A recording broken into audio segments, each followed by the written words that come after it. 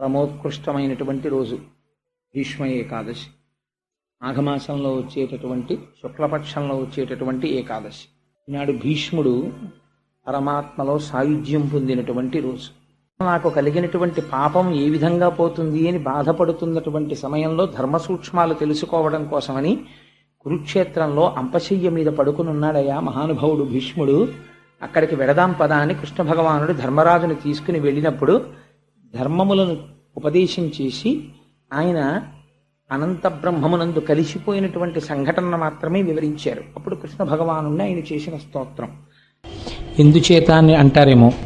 భీష్మాచార్యుల వారు యుద్ధరంగంలో పడిపోయారు. పడిపోయినప్పుడు ఒళ్ళంతా కూడా అంగుళం చోటు లేకుండా కొట్టారు బాణాలతో.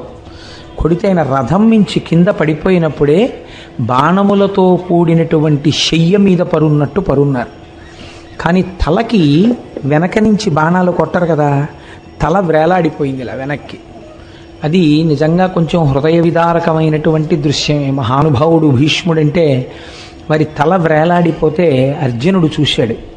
చూసి ఆయన తలకి దెబ్బ తగలకుండా ఆయన తలకి తలగడగా బాణములను ఏర్పాటు చేశాడు. చేస్తే భీష్ముడు అర్జునుడిని పిలిచి అన్నాడు, ఈ పని నువ్వు చేసి ఉండకపోతే నీ మీద నేను శాపవాక్యాన్ని ప్రయోగించి ఉండేవాణ్ణి అన్నాడు. అంతటి మహానుభావుడైనటువంటి భీష్ముడు పంచప్రాణములు అని ఉంటాయి, ప్రాణ అపాన వ్యాన ఉదాన సమానములు అని.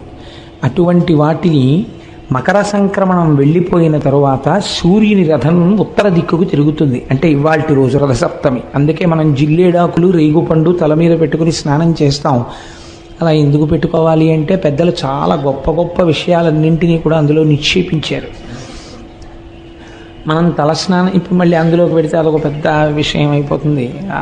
తలస్నానం చేస్తాం.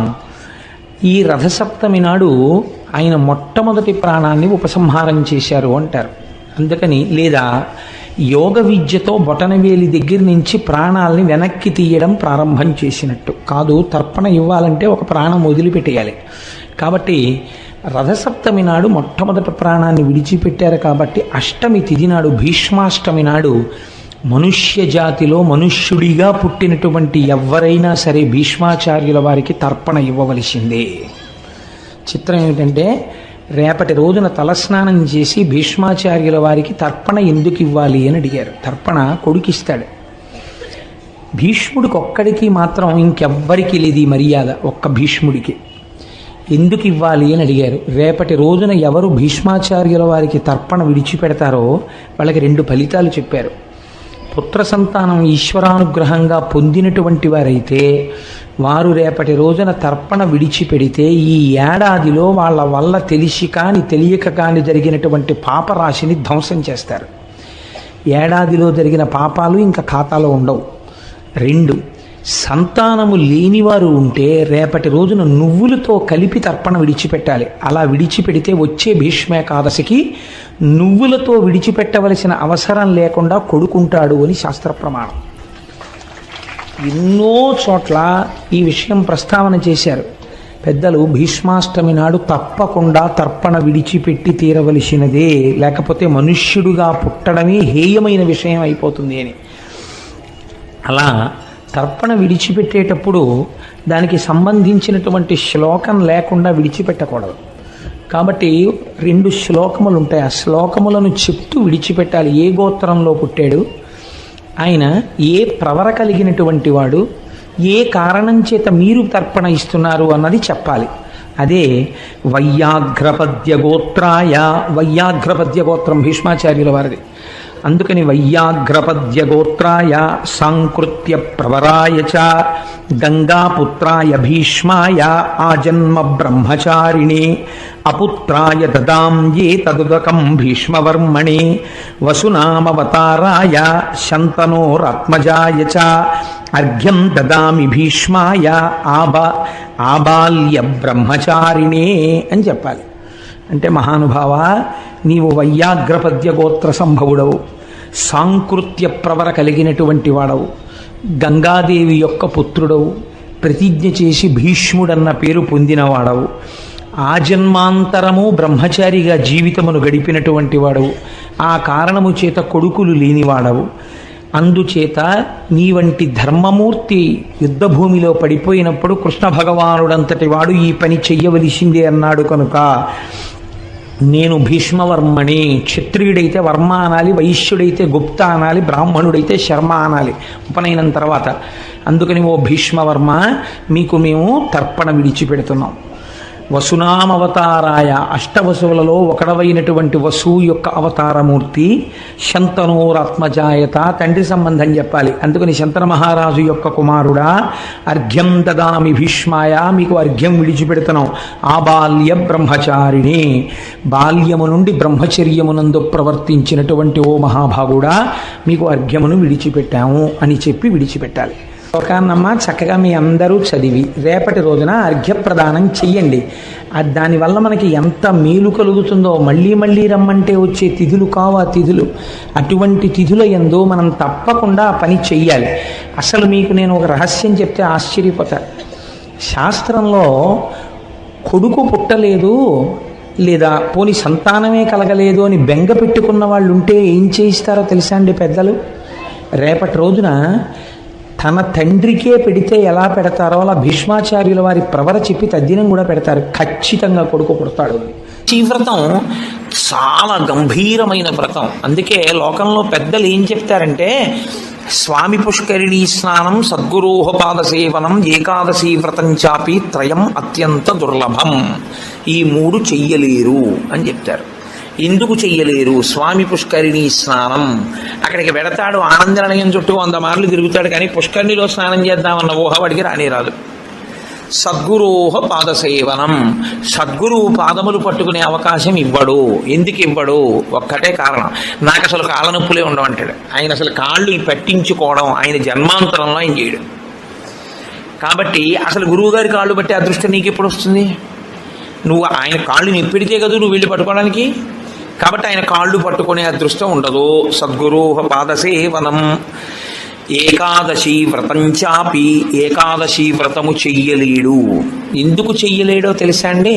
మీ అబ్బాయికి ఉద్యోగం వస్తుంది, సత్యనారాయణ వ్రతం చెయ్యి, చేస్తాడు. మీ అమ్మాయికి పెళ్ళి అవుతుంది, వ్రతం చెయ్యి, చేస్తారు. నువ్వు చచ్చిపోయేటప్పుడు ఈశ్వరుడు గుర్తొస్తాడు. చచ్చిపోయేటప్పుడు ఎలా ఉంటుందో అలా ఊహించుకుని వ్రతం చేయి అంటే, ఇప్పుడు వద్దులేండి తర్వాత చేస్తానంటే. ఏకాదశి వ్రతం ఎందుకు చేయిస్తారో తెలుసా అండి? ఉపవాసం. అన్నం తినకూడదు. అన్నం తినకపోవడం కాదు, అన్నాన్ని పచనం చెయ్యడానికి కావలసిన సంభారములను స్పృశించి పచన ప్రయత్నమునందు నిమగ్నము కాకూడదు. అంటే ఏకాదశి నాడు ఉపవాసం ఉండి ద్వాదశి నాడు కాకరకాయ పులుసు పెట్టి వండుకుందామా, వేపుడు చేసుకుందామా అని ఆలోచించకూడదు. ద్వాదశి పాలన కోసం ఏకాదశి నాడు కాయగూరలు తరుక్కోకూడదు. ద్వాదశి నాటికి పనికొస్తుందని ఇవాళ పప్పు నానపోయకూడదు. అంటే అసలు మీ శరీరమును పోషించుకోవడానికి కావలసిన ఏ పనిని ఏకాదశి నాడు చేయకూడదు. నిర్జలోపవాసం ఎందుకు చేయిస్తారో తెలుసా అండి? మనుష్యులలో 199 మంది తెలిసే వెళ్ళిపోతారు. అకస్మాత్తుగా అనాయాసంగా వెళ్ళడం మహాదృష్టవంతులకి తప్ప జరగదు. సాధారణంగా 199 మంది వెళ్ళే మార్గం ఏమిటంటే, రెండిటిని ఎండగట్టి పంపుతారు. ఒకటి నీరివ్వరు, 2 అన్నం పెట్టరు. ఎందుకని అంటారేమో, తీసుకెళ్ళి ఎక్కడ పడుకోబెడతారు ఇంటెన్సివ్ కేర్ యూనిట్లో. వాడి కర్మ అంతా ఎక్కడొస్తుందంటే ఇక్కడ ఒక గొట్టం పెడతారు, ఇందులోంచి ఏం పోయిరు, ఇందులోంచి ఎక్కిస్తారు. దీంతో ఏం తాకూడదండి అంటారు, దీంతో ఏమీ తినకూడదండి అంటారు. ఇందులోంచి వెళ్ళిందే ఆహారం, ఇందులోంచి వెళ్ళిందే పానీయం. ఫోన్లేండి ఇప్పుడు మాకు వచ్చిన నష్టం ఏమిటి, ఏదో ఒకటి ఎక్కుతోందిగా చచ్చిపోంగా అంటారేమో. ఓ 8 బెడ్స్ వేస్తారు అక్కడ. అకస్మాత్తుగా వీడికి పెటిడ్రిన్ ఇంజెక్షన్ ఇచ్చి వీడు పడుకుని ఉంటే 11ంటికి గొళ్ళుమని ఏడుపు వినపడుతుంది. 3వ బెడ్ మీద వాడిని స్ట్రెచ్చర్ మీద బయటికి తీసుకెళ్ళిపోతుంటారు. వీడికి గుండెలు గుబక్కుమంటాయి. 11 మంచాలు ఉండేవి, 3వ మంచం వాడు వెళ్ళిపోయాడు. వీడు 8వ మంచం వాడు అయితే పర్వాలేదు, వీడు 1, 2 అయ్యాడు అనుకోండి. వీడి కర్మే. నేను చూశానండి, నేను యథార్థంగా చూశాను ఒక హాస్పిటల్లో. నేను దీన్ని ఏమి హాస్యంగా చెప్తున్నానని మీరు అనుకోకండి. 3 మంచాలలో మధ్య మంచం ఆయన వెళ్ళిపోయాడు. నేను చూస్తున్నా, ఎవరో కాదు మా బంధువే. ఏడుస్తుంటే డాక్టర్లు అన్నారు, అమ్మ ఇక్కడ ఏడవకూడదు, నిశ్శబ్దంగా తీసుకెళ్ళి బయట ఏడవండి అన్నారు. ఎందుకంటే వాళ్ళు వెళ్ళిపోతారు, గట్టిగా ఏడిస్తే ఏడవకూడదు అన్నారు. నిజమే అది. వాళ్ళు అప్పటికే నేను వెళ్ళిపోయిన వాడిని చూడటం లేదు, 1, 3 మంచాల వాళ్ళని చూస్తున్నాను. వాళ్ళు వీడు వెళ్ళిన మార్గం మూసుకుపోవుగాక అని వాళ్ళిద్దరు అలా చూస్తున్నారు. వీడు అదే వ్యాధితో జాయిన్ అయిన వాడికి ఎంత భయంగా ఉంటుందండి. గబాలను గోనుగుడలో బారేసి దగ్గర చేసి పట్టుకెళ్ళిపోతున్నారు బయటికి. పట్టుకెళ్ళిపోతుంటే ఆ బయటికి తీసుకెళ్ళిన తర్వాత ఇలా కిటికీలోంచి చూస్తే ఏం చేస్తున్నారో అన్నీ కనపడుతున్నాయి. కనపడుతుంటే వీడికి ఎలా ఉంటుంది, వీడి పరిస్థితి ఎలా ఉంటుంది? నాన్న రామకృష్ణ అనుకో ఇప్పుడు, అంటే నీ మొహం ఇచ్చా ఎక్కడంటానంట, తినలేడు, తాగలేడు, బయటికి వెళ్ళలేడు, తింటే తప్ప తాగితే తప్ప నిద్ర పట్టడం అలవాటుగా చేసుకుని ఉన్నవాడు. కడుపు నిండా తింటే కనుబడిపోతుంది. అందుకని రాత్రి అయ్యేటప్పటికి బాగా తినేసి పడుకోవడం, నిద్రైపోవడం, మళ్ళీ లేవడం, మళ్ళీ తింటూ ఉండడం, ఇది అలవాటు అయిపోయింది చాలా కాలంగా. ఇప్పుడు కాదు, కోట్ల జన్మలుగా జీవుడు అలవాటు చేసుకున్నాడు దీన్ని. ఇప్పుడు తినకుండా తాగకుండా ఈశ్వరుణ్ణి నామం కూడా చెప్పు, ఇంతకన్నా క్లేశం ఇంకోటి ఏముంటుందంటే? తినద్దంటే క్లేశం, తాగద్దంటే క్లేశం. పోనీ తినద్దు తాగండం, తాగద్దు తినండం. తినద్దు తాగద్దని ఊరుకోడు భగవన్నామని చెప్పమంటాడు. తినద్దనేటప్పటికే ఏమవుతుందంటే ఏకాదశి నాడు ఉపవాసం చేయండి అన్నాను అనుకోండి, ఇంకో దోశ ఇవాళ తినేద్దామంటే రేపంతా ఉపవాసం అంటే. కాబట్టి తినద్దు అంటే భయం, తాగద్దు అంటే భయం. తినద్దు తాగద్దు అని ఊరుకోరు. భగవన్నామని చెప్పేటప్పుడు మనసును అలా ఈశ్వరుని యందు నిలబెట్టు అంటారు. ఇప్పుడు ఈ 3 సాధించడం మీ పిల్లల కోసం కాదు, మీ భర్త కోసం కాదు, భార్య కోసం కాదు. ఎవరి కోసం? ఎవరికి వారి కోసం. ప్రతి పక్షంలోనూ ఒకసారి ఈ ఎక్సర్సైజ్ చేస్తే, ఈ వ్యాయామం చేస్తే, ప్రతి పక్షంలోనూ ఒకసారి రిహార్సల్ వేస్తాడు. వెళ్ళిపోయేటటువంటి పద్ధతిని ఊహ చేస్తాడు. ఏమీ తినడం, ఏమీ తాగడం, ఈశ్వరుణ్ణే స్మరిస్తూ ఉంటాడు. ఇప్పుడు ఇది క్లేశపడిపోతూ ఉంటుంది. మనసుని మాత్రం ఈశ్వరుని ఎందే పెట్టుంచుతాడు. ఇది బాగా అలవాటైపోయింది. ఆ రోజు వచ్చేసింది, తినకూడదు తాగకూడదు, ఈశ్వరుడి మీద మనసు పెట్టాలి. అభ్యాసం కూసు విద్య కదూ, నిలబెట్టేస్తాడు. నిలబెట్టేస్తే ఏమయ్యాడు? ఆఖరి ఊపిరిలో కూడా ఆయన పేరు చెప్తూ వెళ్ళిపోతాడు. మరి డాక్టర్లు ఉన్నారు కదండి మీరు అనొచ్చు, 1,000,000 మంది వైద్యులు కూడి వచ్చినా కానీ మరణమయ్యేది వ్యాధి మాన్పలేరు.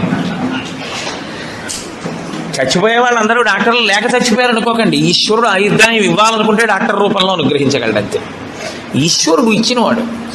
కాబట్టి ఏకాదశి వ్రతానికి ఉన్న ప్రధాన ప్రయోజనమేమి? అది మృత్యువుని వచ్చినప్పుడు ఎలా ఉంటుందో తత్సంబంధమైనటువంటి తర్ఫీదు మనసుకు ఇచ్చుట. అందుకే ఏ వ్రతానికి చెప్పండి ఏకాదశి వ్రతం చాపి త్రయం అత్యంత దుర్లభం అని ఎందుకంటారో తెలుసా అండి? అసలు నువ్వు అలా ఊహ చేస్తూ కూర్చుని సిద్ధంగా ఉండడం 1/2 గంట చెయ్యలేవు.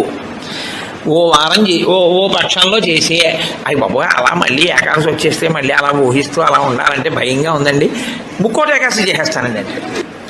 మామూలు ఏకాదశి నాడు మీరు ఉపవాసం చేసేటప్పుడు పండు కానీ కాయ కానీ అథవా కాసిన పాలు కానీ తాగితే ఉపద్రవం ఏం రాదు, దానికి దోషం పట్టదు శాస్త్రం. ఎందుకంటే శాస్త్రం ఉపవాసం మీద చర్చ చేస్తుంది. ఉపనిషత్తుల్లో విషయం ఉంది, వేదంలో ఆ విషయం ఉంది. ఎప్పుడెప్పుడు ఉపవాసం ఎలా చెయ్యాలి అన్నది ఉంది. ఆదివారం నాడు కానీ, పౌర్ణమి నాడు కానీ, అమావాస్య నాడు కానీ రాత్రి ఉపవాసం మాత్రమే చెయ్యాలి. పగటిపూట ఉపవాసం చేయకూడదు. ఆదివారం నాడు రాత్రి ఏమీ తినకూడదు. పౌర్ణమి నాడు రాత్రి ఏమీ తినకూడదు. అమావాస్య నాడు రాత్రి ఏమీ తినకూడదు. ఆ ఉపవాస నియమం అక్కడ వరకే. పగటిపూట మీరు భోజనం చేసినా పలహారం చేసినా శాస్త్రం అడ్డురాదు. సాధారణంగా శాస్త్రం ఏం చెప్తుందంటే 2 పర్యాయములు తీసుకోమని చెప్తుంది. 2 పర్యాయములు తీసుకోవచ్చు, కానీ ఇక రాత్రి వేళ తినకూడదు. అష్టమి తిథి, చతుర్దశి తిథి, ఈ 2 తిథుల్లో పగటి వేళ తినకూడదు, రాత్రి వేళ తినాలి. పగటి వేళ ఏమీ తినకుండా ఊరుకుని నక్షత్ర దర్శనం అయిన తర్వాత మాత్రం భోజనం చేయొచ్చు. అది ఒక్క అష్టమి చతుర్దశి తిథులకు. కాబట్టి ఈ తిథులలో ఉపవాసాలకి, వారములలో ఆదివారం ఉపవాసాలకి, ఎందుకంటే వారాలు అన్ని యుగాల్లో లేవు, కలియుగంలోనే వారాలు. మీరు రామాయణాన్ని చూస్తే రామాయణంలో వారాలు ఉండవు. కాబట్టి వార నియమం ఎవరికి వచ్చిందంటే ఒక్క కలియుగంలోనే వచ్చింది. కలియుగంలో ఆదివారమే ఉపవాసం ఎందుకు పెట్టారో తెలుసా అండి? ఆరోగ్యం భాస్కరాది చేత్ ఆరోగ్యము సూర్య భగవానుడి యొక్క అనుగ్రహంతో నిలబడుతుంది. సూర్య భగవానుడు అధిదేవతగా కలిగినటువంటి రోజు, ఆయన యొక్క తేజస్సు ఎక్కువగా పరిపుష్టమయ్యే రోజు భానువారము, ఆదివారం. అటువంటి సూర్య భగవానుడి యొక్క అనుగ్రహం కలగాలి అంటే ఆదివారం నాడు ఉపవసించాలి. ఉపవసించుట అన్న మాటని మీరు ఎప్పుడు రెండు కోణాల్లో అర్థం చేసుకోవాలి. రెండు కోణాల్లో అర్థం చేసుకోవడం అంటే, కడుపు ఖాళీ అయిన తరువాత మళ్ళీ వేయకుండుట. శరీరానికి ఆరోగ్యం ఎప్పుడూ డాక్టర్ దగ్గరికి వెళ్లకుండా ఉండడానికి 3 ఉన్నవాడు వెళ్ళడు అని ఆయుర్వేదం చెప్తుంది. ఎవరు వెళ్ళడు అంటే, కడుపులో వేసిన పదార్థమంతా ఖాళీ అయ్యే వరకు మళ్ళీ వెయ్యనివాడు. ఎడం పక్కకి తిరిగి ఎడమ చేతిని తల కింద పెట్టుకుని గుండెలు పరుపుకో బొంతకో తగిలేట్టుగా పడుకున్నవాడు వైద్యుణ్ణి చూడడు. కడుపులోకి పదార్థం వెయ్యకపోవడమే విషంగా మారిపోయి శరీరాన్ని పడగొట్టగలిగిన వ్యాధి ఏదైనా సంక్రమించి ఉంటే, అంటే ఒక షుగర్ పేషెంట్ అనుకోండి, ఆయన అలా ఉండిపోయాడు అనుకోండి, ఫాస్టింగ్లో పడిపోతుంది, కోమాలోకి వెళ్ళిపోతాడు. అప్పుడు ఆయన పదార్థాన్ని శరీరం నిలబెట్టుకోవడానికి కావలసినంత పదార్థాన్ని లోపలికి పంపినా ఆయన ఉపవాసం చేసిన వాడే. 8 సంవత్సరముల లోపు వాళ్ళు, 80 సంవత్సరములు దాటిన వారు ఉపవాసమును చేయరాదు. ఉపవాసమును చేయరాదు అంటే పదార్థమును విసర్జించి ఉండరాదు. కాబట్టి ఉపవాసము అన్న మాటలో మీ కడుపు కండరములు కదలకుండా విశ్రాంతి ఇచ్చుట అన్నది ప్రధాన ప్రక్రియ. కానీ ఇవాళ భీష్మ ఏకాదశి పర్వదినాన్ని పురస్కరించుకుని నేను కించిత్తు స్వేచ్ఛ తీసుకుంటున్నాను. అందుచేత మహాభారతము, దేవీ భాగవతము, ఇతర గ్రంథాల్లో ఉండేటటువంటి భీష్ముని యొక్క చరిత్రని ఒక చోటికి క్రోడీకరించి దాన్ని ఒక్కసారి ఆవిష్కరించే ప్రయత్నం చేసి చిట్ట చివర భీష్మ స్థుతిలోకి వచ్చేస్తాను. అప్పుడు భాగవతంలో ఉన్నటువంటి విషయాన్ని పూర్తి చేసినట్టు ఉంటుంది, ఇవాల్టి రోజున వినవలసినటువంటి విషయం ఏదో అది విన్నట్టు ఉంటుంది. ఏది వినడం చేత ఇవాళ మనం తరిస్తామో, ఏ మహాపురుషుడి యొక్క జీవితాన్ని మనం వినాలో అది వివరించే ప్రయత్నాన్ని చేస్తాను. ఎంత గొప్ప మాట చెప్పాడో చూడండి. ఇదే ఆఖరి పద్యం భీష్ముడిది. ఆయన అంటాడు, ఒక సూర్యుండు సమస్త జీవులకు తానొక్కొక్కడైతోచు పోలిక ఏ దేవుడు సర్వకాలము మహాలీలం నిజోత్పన్న సస్య కదంబంబుల కృత్ సరోజములన్ నానా విధానో రూపకుడై ఒప్పుచునుండు నట్టి హరినే ప్రార్థింతు నశ్రాంతమున్. ఎటువంటి ఉపమానం వేశాడో చూడండి. ఒక సూర్యుండు సమస్త జీవులకు తానొక్కొక్కడైతోచు పోలిక ఏ దేవుడు సర్వకాలము మహాలీలన్. ఒకే సూర్య భగవానుడు ఆకాశంలో వెలుగుతూ ఉంటాడు. నేను చూసి అంటాను సూర్యోదయం అయిపోయింది అంటాను. నా భార్య అంటుంది, అడుగో సూర్యుడు వచ్చేసాడంటుంది. ప్రతివాడికి ఒక్కొక్క సూర్యుడిలా కనపడుతుంటాడు, కానీ ఉన్నదొక్కడే సూర్యుడు. నిజోత్పన్న సస్య కదంబంబుల హృత్సరోరుహములన్ నానా విధానో రూపకుడై ఒప్పుచునుండునట్టి. ఇదే పొద్దున్న స్వామీజీ అన్నారు, ఇదే మంగళస్థం. అనేకములుగా కనపడుతుంటాడు, కానీ ఉన్నది మాత్రం ఒక్కటే పదార్థం. అనేకములుగా కనపడి ఒక్కడిగా ఉండి ఇంతమంది సూర్యులులా కనపడిన వాడు ఉన్నది ఒక్కడే సూర్యుడైనట్టు, అంతటా వ్యాపించిన వాడు ఒక్కడే అయిన పరమాత్మ ఎవరున్నారో ఆయన పాదార విందముల యందు నా మనస్సు నిలబడుగాక అని అంతటా వ్యాపించి ఉన్నటువంటి విష్ణు భగవానుణ్ణి ఆరాధన చేసి చిట్ట చివర బొటన వేలు దగ్గర నుంచి ప్రాణాల్ని లాగేసి అష్టమి నాటికి హృదయమునందు నిక్షేపించి అట్టే పెట్టాడు. ఆఖరణ విష్ణు భగవానుణ్ణి ఎదురుగుండా చూస్తూ భీష్ముడు చూశాడు. మనం కూడా ఇక్కడ చూడగలగాలి నేర్చుకుని. అప్పుడు మొదలుపెట్టి విశ్వం విష్ణుర్వషత్కారో భూత భవ్య భవత్ప్రభు భూతకృద్భూత భృద్భావో భూతాత్మా భూత భావన. ఎంత గొప్పవాడో చూడండి. అప్పుడు ఆ పంజరం మీద పడుకొని అప్పటికి ఎన్నాళ్ళైపోయిందో ఆ దేహం మాత్రమే మిగిలింది. బొటన వేలు దగ్గర నుంచి యోగ విద్యతో తీసేశాడు ప్రాణాలని, హృదయమునందు నిక్షేపించి ఉంచాడు. ఆఖరణ కృష్ణ పరమాత్మని ఆపాదమస్తకం చూస్తూ విష్ణు సహస్రనామ స్తోత్రం చెప్పి ఆఖరణ వనమాలి గదీశాంగీ శంఖీ చక్రీ చనందకి శ్రీమాన్ నారాయణో విష్ణుర్వాసుదేవోభిరక్షతు. నన్నా వాసుదేవుడు రక్షించుగాక అని ఆఖరణ స్వామినే తలుచుకుంటూ హృదయములో ఉన్నటువంటి తేజస్సు ఒక్కసారి పరబ్రహ్మమునందు కలిసిపోయింది. కలిసిపోయిన తర్వాత భీష్ముడి శరీరం విడిచిపెట్టేశాడు అని తెలిసింది. తెలిసి ధర్మరాజాదులు తీసుకెళ్లి ఆ శరీరాన్ని అగ్నియందు నిక్షేపించి అంతిమ సంస్కారాన్ని పూర్తి చేశారు. అటువంటి భీష్మాచార్యుల వారికి ఒక్కరికి మాత్రమే మనుష్యలోకమునందు ఒక మర్యాద ఉంది. ఏమిటో తెలుసా అండి? ఎప్పుడూ ధర్మమును ఆచరించిన మహాపురుషుడు కనుక మానవాళి తల్లిదండ్రులు ఉన్నవారు కూడా భీష్మ ఏకాదశి నాడు తప్పకుండా ఒక పని చేయవలెను. ఏమది? తలస్నానం చేసి భీష్మాచార్యుల వారికి తర్పణ ఇవ్వాలి. తర్పణ ఇవ్వనటువంటి వాడు కృతఘ్నుడు. భీష్ముడికి తర్పణ ఇచ్చి తీరాలి, నాకు కూడా అటువంటి ధర్మము కలుగుగాక అని. తల్లిదండ్రులున్నా సరే దోషం లేదు, భీష్ముడికి ఇవ్వాలి తర్పణ, ఇచ్చి తీరాలి ప్రతివాడు. అటువంటి భీష్మ ఏకాదశి మహాపర్వదినం. అందుకని ఇవాల్టి రోజున ఆ భీష్మ స్తుతిని చెప్పుకొని భీష్ముడి యొక్క జీవితాన్ని, ఆయన చరిత్రని ఒక్కసారి చెప్పుకుందాం. ఇంత పరమపావనమైన వేళ ఇటువంటి అసుర సంధ్య రోజున అది చెప్పుకుంటే మన జీవితాలు సార్థకత చెందుతాయని ప్రసంగాన్ని ఇవాల్టి రోజు చేశాను, భీష్మస్తుతి. రేపటి రోజు ద్వాదశి. మనకి భాగవతంలో ఒక నియమం ఉంది, ధ్రువోపాఖ్యానము అని ఒక ఉపాఖ్యానం ఉంది. మిగిలినవి ఎప్పుడైనా వినొచ్చు, కొన్నింటికే కొన్ని నియమాలు ఉంటాయి. అందులో అన్నిటికన్నా చాలా గొప్ప నియమం ఏమిటో తెలుసా అండి? మీరు క్రతువు చేసేటప్పుడు ఒక పుణ్యదినం నాడు ఒక వ్రతం చెయ్యమంటే మీ మనస్సు అక్కడ ఉండొచ్చు, ఉండకపోవచ్చు. కానీ భాగవతం అంటుంది కొన్ని కోట్ల కోట్ల కోట్ల జన్మల తర్వాత ఎప్పుడో ఎవడో ఒక్క మనుష్యుడు మాత్రమే ఈశ్వరుడి అనుగ్రహం ఎవరు పొందారో వాడు మాత్రమే ద్వాదశి నాడు ధ్రువోపాఖ్యానాన్ని వింటున్నాడు. ఒక్క సూర్యుడే ప్రకాశిస్తూ ఉంటాడు. కానీ ఆ ఒక్క సూర్యుడే ఎవరు చూస్తే వాళ్ళకే ఒక సూర్యుడిలా కనబడుతుంటాడు. నాకు అదిగో సూర్యుడు అంటారు, నమస్కారం చేస్తారు. పక్కన ఉన్న వాడికి ఆయన సూర్యుడు. ప్రతి వాళ్ళకి నేను చూస్తున్న సూర్యుడు అనుకుంటూ ఉంటాడు. ఎవరికి వాళ్ళకి నేను చూస్తున్న సూర్యుడు అనిపించినట్టే ఈ లోకంలో ఉన్నటువంటి సమస్త జీవుల యొక్క హృదయ పద్మముల యందు ప్రకాశించేటటువంటి ఆ పరమేశ్వరుడే రాశీభూతమై ఇదిగో ఇక్కడ కృష్ణ భగవానుడుగా నిలబడున్నాడు. ఆయన ముఖార విందమును చూస్తూ ఆయనకి నమస్కరిస్తూ ప్రాణోత్క్రమణమై నేను ఆయనలో కలిసిపోతున్నానని తన తేజస్సుని కృష్ణ పరమాత్మలో కలిపి భీష్మాచార్యుల వారు మహానుభావుడు ధన్యుడయ్యాడు. ఎక్కడెక్కడ భీష్మస్తుతి వింటారో అక్కడక్కడ కృష్ణానుగ్రహం కలుగుతుంది. అంత గొప్ప స్థితి. అందున ప్రాణోత్క్రమణ సమయంలో కృష్ణ పరమాత్మ యొక్క ముఖార విందాన్ని చూస్తూ భీష్ముడు చేసినటువంటి స్తోత్రం.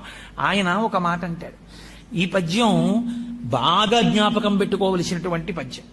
భీష్ముడి దగ్గరికి వెళ్ళి చెప్పారు ప్రాణోత్క్రమణానికి ముందు, అయ్యా ఉపపాండవులందరూ చచ్చిపోయారు, అశ్వత్థామ చంపేశాడన్నాడు. ఆయన అన్నాడు, రాజట ధర్మజుండు సురరాజసుతుండట ధన్వి శాస్త్రవోద్వేజకమైన గాంధీవము విల్లుయట సారథి సర్వభద్ర సంయోజకుడైన చక్రియట ఉగ్రగదాధరుండు భీముడయ్యాజికి తోడువచ్చునట ఆపద కల్గుటకేమి చిత్రమో. ఎంత గొప్ప పద్యం అండి. ఆయన అన్నాడు, ఏమయ్యా ఆపద వచ్చిందా పాండవులకి? ఆపద అన్న మాటకు అర్థం అదే. రాజట ధర్మజుండు, ఇప్పుడు దుర్యోధనుడు కాడు రాజు, ధర్మరాజు గారే రాజు, ఎందుకంటే శత్రువులందరూ చచ్చిపోయారు.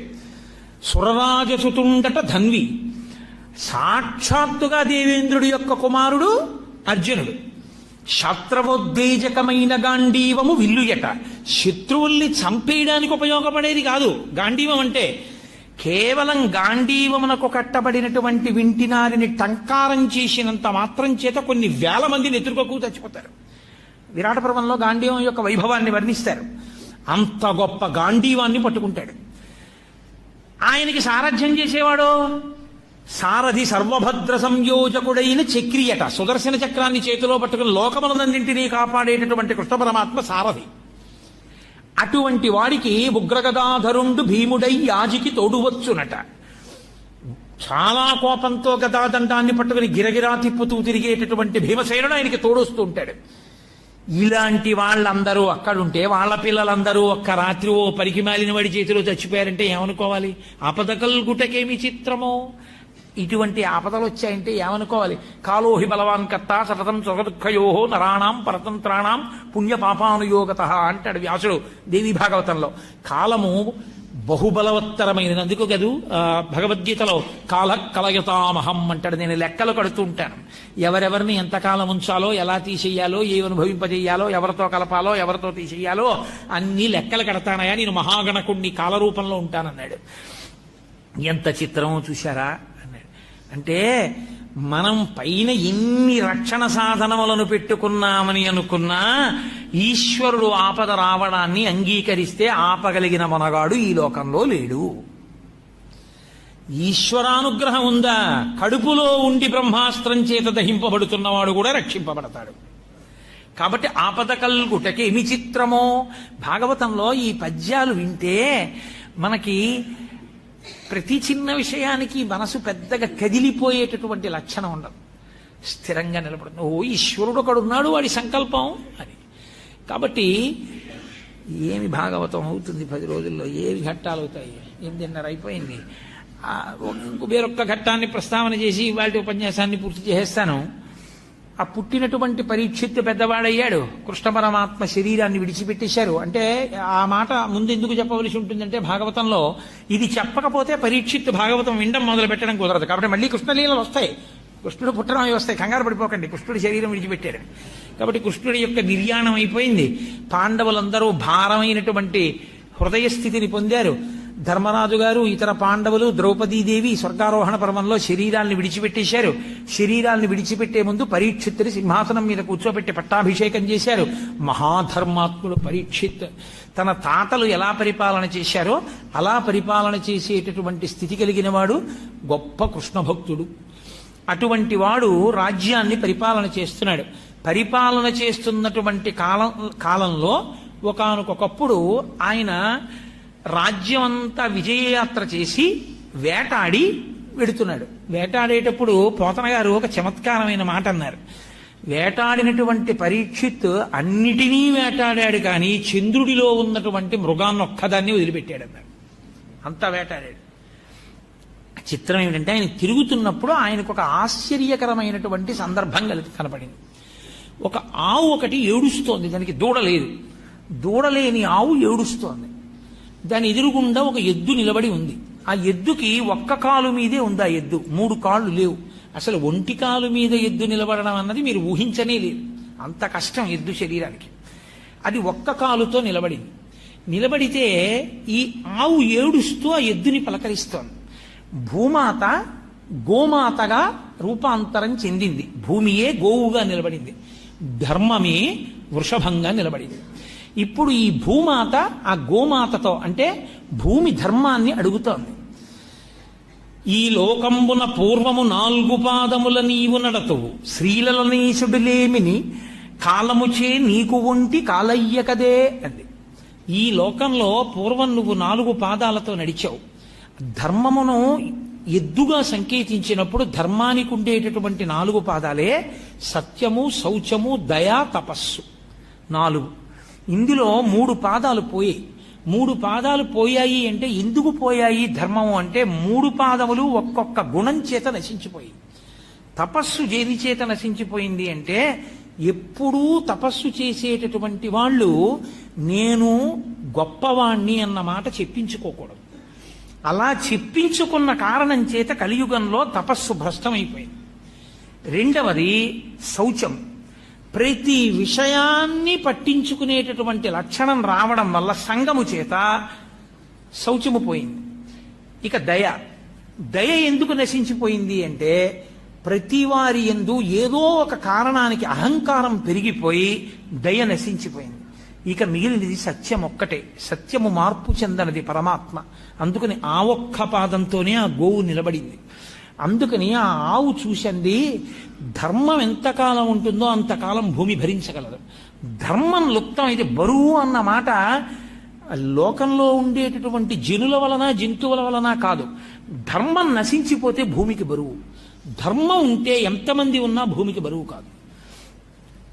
అందుకని శ్రీలలనీశుడులేమిని కాలముచే నీకు ఒంటి కాలయ్య కదే. ఒకానొకప్పుడు కృష్ణ పరమాత్మ చక్కటి శ్రీచిహ్నములతో కూడినటువంటి పాదములతో ఈ భూమి మీద తిరుగాడాడు. అటువంటి కృష్ణ పరమాత్మ అవతార పరిసమాప్తి చేశాడు. ఆ కారణం చేత నీకు 3 కాళ్లతో నువ్వు 3 కాళ్ళు పోగొట్టుకుని ఒంటి కాలితో తిరుగుతున్నావు. నిన్ను చూస్తే నాకు ఎంతో బాధగా ఉంది, నా కన్నుల నీరు కారుతోంది. నిన్ను ఆ ఒక్క కాలుతో కూడా ఉండకుండా చెయ్యడం కోసమని ధర్మమునకు కట్టుబడిన వారిలా నటించేటటువంటి వారు పట్టి ఆ కాలు కూడా తెగ్గొట్టేస్తారని ఏడుస్తున్నాను. నీకు 3 కాళ్ళు లేవు అని నీ గురించి ఏడవట్లేదు, నీకు 3 కాళ్ళు పోయాయి అని నేను ఎందుకు ఏడుస్తున్నానో తెలుసా? నీకు ఈ 3 కాళ్ళు పోయిన కారణం చేత రాబో కాలంలో ఎవరెవరు ఏది భరించాలో దాన్ని వదిలేస్తారు. మొట్టమొదట భరించవలసినటువంటి వాడు భర్త భార్యని భరించాలి. కానీ ఆయన భార్యని విడిచిపెట్టి అన్య స్త్రీ యందు మనసుని లగ్నం చేస్తాడు. ఇది ధర్మ వైక్లభ్యం వల్ల వచ్చేటటువంటి మొట్టమొదటి లక్షణం. భర్త భార్యని వదిలిపెడతాడు. తల్లిదండ్రుల్ని పోషించవలసినటువంటి కర్తవ్యం ఉన్న పిల్లలు తల్లిదండ్రుల్ని పోషించరు. ప్రజల్ని రక్షించవలసినటువంటి ప్రభువులు భోగలాలసులై తిరుగుతారు తప్ప ప్రజల గురించి పట్టించుకోరు. యజ్ఞయాగాది క్రతువులు విమర్శింపబడి యజ్ఞయాగాది క్రతువులు జరగవు. హవిస్సులు ఇచ్చేవాళ్ళు ఉండరు కాబట్టి దేవతలకి హవిస్సు అందదు కాబట్టి దేవతలు ప్రీతి చెందరు కాబట్టి వర్షాలు పడవు కాబట్టి లోకంలో ఉండేటటువంటి సమస్త జీవజాలము ఆకలితో అలమటిస్తుంది. నీళ్లు దొరక్క బాధపడతారు. నీరు దొరకకపోతే మళ్ళీ ధర్మం నాశనం అయిపోతుంది. ఎందుకో తెలుసా అండి? అసలు ధర్మము అన్న మాట ఎక్కడుంటుందంటే సంధ్యావందనం దగ్గర. సంధ్యావందనం చెయ్యాలి అంటే ఉండవలసినవి ఏవీ అక్కర్లేదు, నీళ్లే కావాలి. ఆచమనం చేసి అర్ఘ్యం ఇవ్వద్దు. ఆ అర్ఘ్యమే శత్రువులను పడగొడుతుంది. లోకంలో సూర్యోదయం కాకుండా చేసేటటువంటి శత్రువులను పడగొట్టేది అర్ఘ్యజలమే. ఆ అర్ఘ్యం ఇవ్వడానికి నీళ్లు ఉండాలి. నీళ్లే లేకపోతే ఇంకా సంధ్యావందనాలు ఏవి? సంధ్యావందనాలు లేకపోతే ఆసురీ శక్తులు ప్రబలం కాబట్టి నీరు ఉండదు. ఇటువంటి స్థితి వస్తుంది. అందుచేత ఇప్పుడు నీకు 3 పాదములు లేని కారణం చేత దేవతలకు, ఋషులకు, పితృదేవతలకు, నాకు, నీకు, నానావర్ణాశ్రమములకు, గోవులకు బాధయనుచు కుందెదననగా అన్నాడు. ఈ 7 బాధపడుతుంటారు. కలియుగం రాబోతోంది. అప్పటికి ద్వాపర యుగం పూర్తయిపోతోంది. ఇంకా ఈ 7 ఎప్పుడు నిత్యము క్షోభ పొందుతారు. ఎవరంటే దేవతలకు. ప్రతివాడు దేవతల్ని విమర్శించేవాడే. తెలిసి తెలియని ప్రతివాడు దేవతల్ని ధిక్కరించి జీవించేవాడే. ఒక్కడు హోమం చేసేవాడు ఉండడు, యజ్ఞం చేసేవాడు ఉండడు, యాగం చేసేవాడు ఉండడు, హవిస్సిచ్చేవాడు ఉండడు. వేదానికి గౌరవం క్షీణించిపోతుంది. కాబట్టి దేవతలకు, పితృదేవతలకు కష్టపడి కని పెంచి పెద్ద చేసి ఎంతో ప్రయోజకుణ్ణి చేసి తన శరీరం కూడా వాడి చేతులలో పెట్టినటువంటి అగ్నిహోత్రం చేత కాలిపోవాలనుకున్నటువంటి తండ్రి శరీరాన్ని విడిచిపెట్టిన రోజు జ్ఞాపకం పెట్టుకుని అన్నదమ్ములందరూ కలిపి తద్దినం పెట్టేటటువంటి రోజు కూడా పోతుంది. దేశం యొక్క గౌరవాన్నంతటినీ నువ్వు ఒక బట్టలో చూసి నమస్కారం చేస్తున్నావు పతాకానికి. నిన్ను కన్న తండ్రి కాపాటి గౌరవం లేదా? నిన్ను కన్న తల్లి కాపాటి గౌరవం లేదా? వాళ్ళకి తద్దినం పెట్టవలసిన అవసరం లేదా? ఆ కడుపున పుట్టిన వాళ్ళ మధ్య ఎన్ని విభేదాలైనా ఉండొచ్చు. నీ అన్నకి 50 ఏళ్ళు వచ్చాయి, మహా బతికితే ఇంకో 20 ఏళ్ళు బతుకుతాడు. 70 ఏళ్ల కన్నా బతుకుతాడనే నమ్మకం ఏం లేదు. ఇంకొక 20 ఏళ్ళు బతికితే ఏడాదికి అన్న తమ్ముడు కలిసి మాట్లాడుకునేటటువంటిది మహా అయితే 5 రోజులు ఉంటుంది. 5 రోజులుంటే ఇంకా అన్నగారు బతికున్న 20 ఏళ్లలో 25 100 రోజులు కలుసుకుంటారు. 100 రోజుల్లో రాత్రి ఇద్దరూ నిద్రపోతారు కాబట్టి అన్నదమ్ములు 50 రోజులు మాత్రమే పగళ్ళుంటారు. ఈ 50 రోజుల్లో ఇద్దరూ కూర్చుని మాట్లాడుకుంటూ ఉండడం కుదరదు కాబట్టి ఎవరి పనుల మీద వాళ్ళు వచ్చి ఇద్దరూ మాట్లాడుకోవాలి కాబట్టి మహా అయితే తమ్ముడి దగ్గరికి అన్న దగ్గరికి తమ్ముడు వెళ్ళినటువంటిది రోజుకు 3 గంటలు కలిసి ఉంటారు అనుకుంటే 23 60 గంటలు కలిసి ఉంటారు. 60 గంటలు కలిసి ఉంటారంటే ఇక ఈ జీవితంలో తల్లిదండ్రులకు పుట్టినటువంటి అన్నదమ్ములం అనిపించుకున్నటువంటి వాళ్ళం కలిసి ఉండేది ఇక 3 రోజులు మాత్రమే మాట్లాడుకునేది. 3 రోజులు మాట్లాడుకోవడానికి మాత్రమే ఉన్నటువంటి జీవితంలో దేనికి అన్నగారితో మాటలు మానేయాలి తమ్ముడు? దేనికి అన్నదమ్ములు? మహాపండితుడు ఎంతో ఈశ్వరోపాసన చేసినటువంటి తండ్రికి తద్దినం పెట్టేటప్పుడు అన్న తమ్ముడు కలిపి తద్దినం పెట్టని దౌర్భాగ్యం ఎందుకు ఏర్పడాలి? అంటే కలియుగం యొక్క లక్షణం. ఏ కారణం లేకుండా అన్నదమ్ములు తల్లిదండ్రులకి తద్దినం పెట్టేటప్పుడు కూడా కలుసుకోరు. ఖాళీ లేదు, లేకపోతే మాటలు లేవు, కలవరు. అంతకన్నా దురన్యాయం ఏముంటుంది లోకంలో? కాబట్టి దేవతలకు, ఋషులకు, ఋషి తర్పణం అని చెప్పి ఋషి రుణం అని మనకుంది. వాల్మీకి మహర్షి రామాయణం ఇచ్చారు, లక్షలు ఖర్చు అవుతున్నాయి. 7 కాండలు తెచ్చి ఇంట్లో పెట్టుకున్నవాడు కనపడ్డాడు. అక్కర్లేని పెయింటింగ్, అదేమిటో అర్థం కాదు, 10,000 పెట్టి తెచ్చి ఇంట్లో పెడతాడు. రామాయణం పుస్తకాలు ఉండవు, భాగవతం పుస్తకాలు ఉండవు, భారతం పుస్తకాలు ఉండవు, 4 పద్యాలు నోటికి రావు. తీసుకెళ్లి నించోపెట్టి ఎక్కడిదో ఎప్పటిదో సినిమా కథ కొంచెం చెప్పి ఆప్ చేసి, మిగిలింది చెప్పి ఆప్ చేసి, ఈ సినిమా ఏమిటి అని అడిగితే ఠక్ అని చెప్తాడు. ఇందులో నాయకుడు ఎవరంటే చెప్తాడు, నాయిక ఎవరంటే చెప్తాడు, దర్శకుడు ఎవరంటే చెప్తాడు. పాట కొద్దిగా పాడి మిగిలింది ఏమిటంటే పాడతాడు. పోతన గారి భాగవతంలో పద్యం రాదు. కాల్చేయద్దువండి, ఋషులు అవమానింపబడలా? కాబట్టి దేవతలకు, ఋషులకు, పితృదేవతలకు, తండ్రికి తల్లికి తద్దినం పెట్టేవాడు ఉండడు. పితృదేవతలకు, నాకు అంటే భూమికి, నీకు, ధర్మానికి, నానావర్ణాశ్రమములకు, ఎవడి ఆశ్రమం వాడికి ఉండదు, ఎవడి కర్తవ్యం వాడు చేయడు. నానావర్ణాశ్రమములకు, గోవులకు, ఆవుని రక్షించేవాడు, ఆవుని పోషించేవాడు, ఆవుకి నమస్కరించేవాడు ఉండడు. ఆవుల్ని చంపి వ్యాపారం చేసుకునే స్థితి లోకంలో వచ్చేస్తుంది.